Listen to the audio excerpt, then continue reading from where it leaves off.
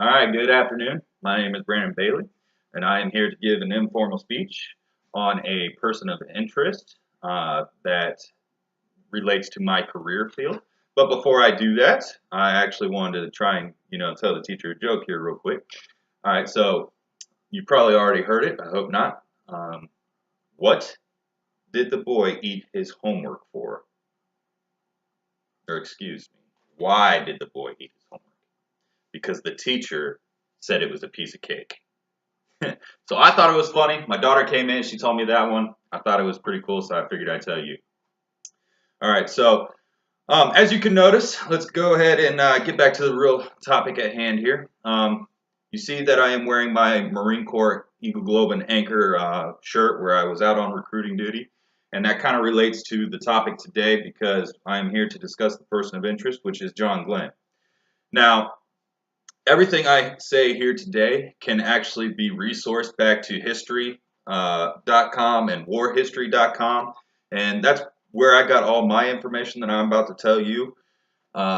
So starting off, John Glenn, when he was little, he wanted to know what he wanted to do with his life, so he actually wanted to become an aviator. So he thought his best way to actually become an aviator was to actually join the United States Marine Corps, hence the shirt. So when he was a Marine Corps aviator, did all of his training and everything, he actually flew in World War II, the Korean War. Kind of not like myself. I was in Afghanistan. I went on the 22nd MEU, so I can really relate to him on the deployment aspects. I mean, I'm still in today.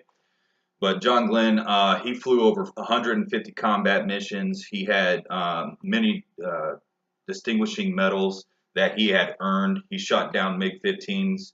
The dude is an absolute legend. From the military, he then decided to actually become an astronaut. And this is where people are more familiar with his line of work. When he became an astronaut, he became the first man to orbit, the first American, I should say, to orbit around the Earth 3 times. And more recently, he actually did it in 1999, and that was the most recent.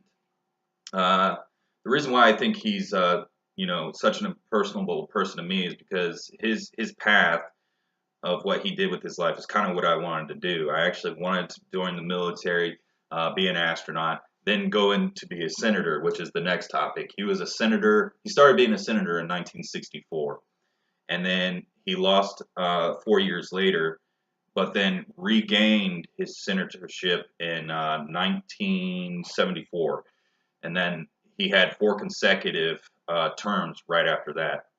So this is the man who I aspire to be.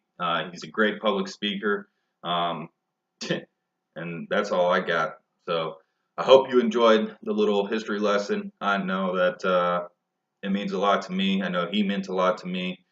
So I hope you enjoyed it.